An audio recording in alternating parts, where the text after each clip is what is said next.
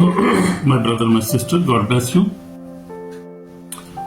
Today we are going to have a very beautiful sermon, and this is about yielding to the Holy Spirit. Yielding to the Holy Spirit. Very wonderful lesson today. We have, my beloved brother and sister. Today the Holy Spirit is calling us to yield, to surrender our wills, our plans and our heart to His leadership. So yielding means to ask Him to lead us. Christianity is not only believing in Jesus Christ, it is walking daily in spirit. Amen. God bless you. When we yield, God works powerfully in us and through us. So we have to give our lives every day. I am talking to the true believers who believe, who repent their sins, and they have received the Holy Spirit, gift of the Holy Spirit. So we need the Holy Spirit to yield every day, every moment, to ask Him to lead us, to guide us how to pray, lead us how to worship, or lead us how to read the Bible, understand it, and all our daily works. We need Holy Spirit. We have to yield. We have to listen Him. We have to obedience to the Holy Spirit. Amen. God bless you, my brother and sister. So our heart to His leadership. Christianity is not only believing in Jesus Christ, it is walking daily in the Spirit. When we yield, God works powerfully in us and through us, in Jesus' name. So what does it mean to yield to the Holy Spirit? We will see now in details. To yield means to submit, to obey, and to follow the Holy Spirit to guide every area of our life, as I told you already. In our thoughts, in our words, our actions, our decisions, our desires.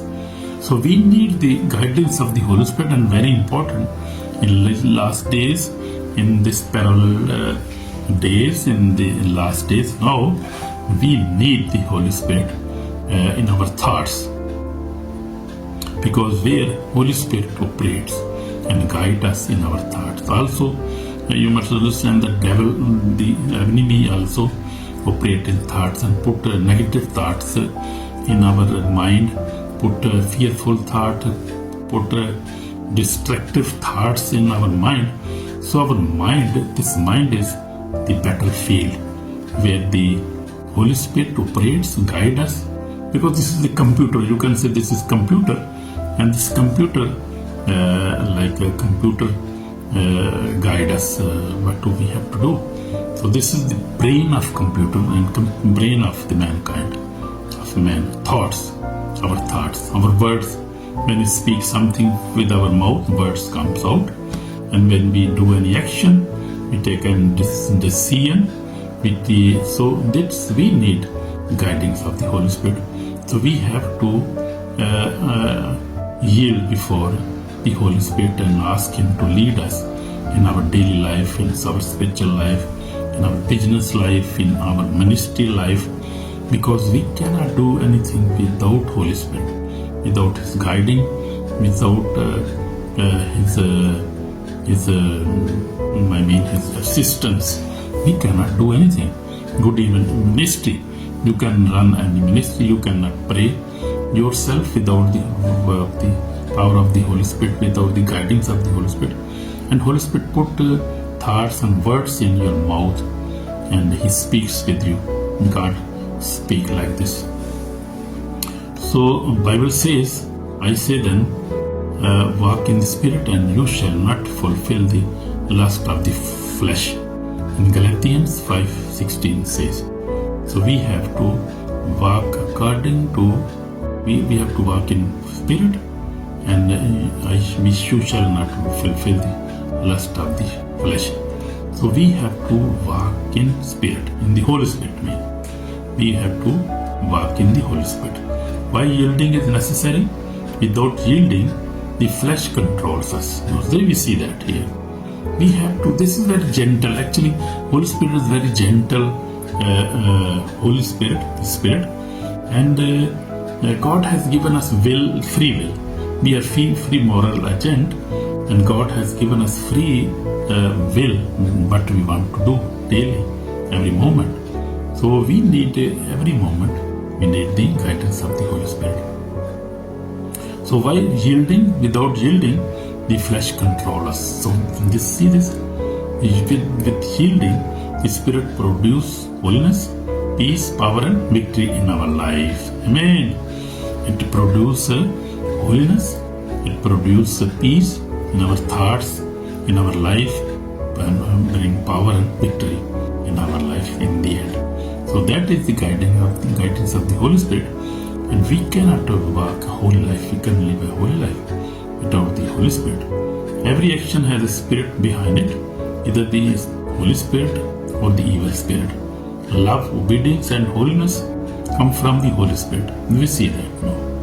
So every good action like love, obedience, holiness come from the Holy Spirit, because Holy Spirit has a fruit of the Holy Spirit are love, peace, and obedience, gentleness, and holiness. These are the spirit of the fruit of the Holy Spirit. So we need the fruits of the Holy Spirit every day in life, in our thoughts, everywhere. We need that. So we see the example of the Jesus Christ. Jesus Christ in Gethsemane now, Jesus prayed, not my will, but yours be done. Jesus, Luke 22:42 says this.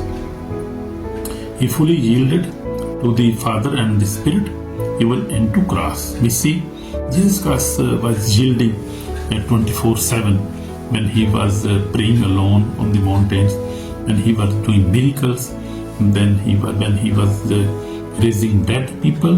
And we see on the tomb of the Lazarus, Jesus Christ prayed and said, "Oh Father, I know you heard me all time, but just I said that these people know that you sent me, that you are my Father." So he was a very obedient young man. He was very obedient to his father.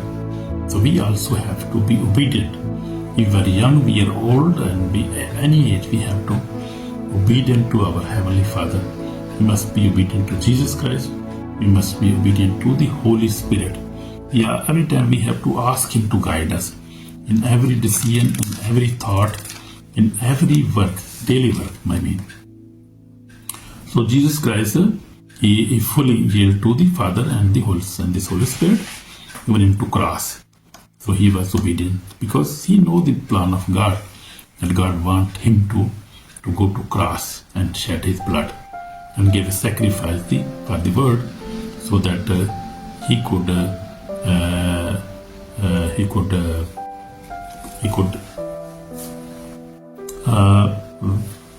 bring mankind to the Father, and could be a bridge. So Jesus Christ was a bridge. So Jesus Christ said, "I am the way, the truth, and the life. Nobody comes to Father except me." So he knows that, and Father knows that was everything. So therefore he was the Son of God, very obedient. We have to be also obedient.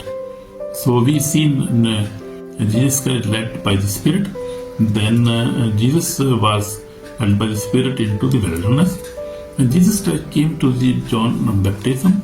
He came for baptism, and after the baptism, we have seen Matthew 4, Jesus was led by the Holy Spirit to go and in the wilderness and pray there 40 years without eating and without drinking.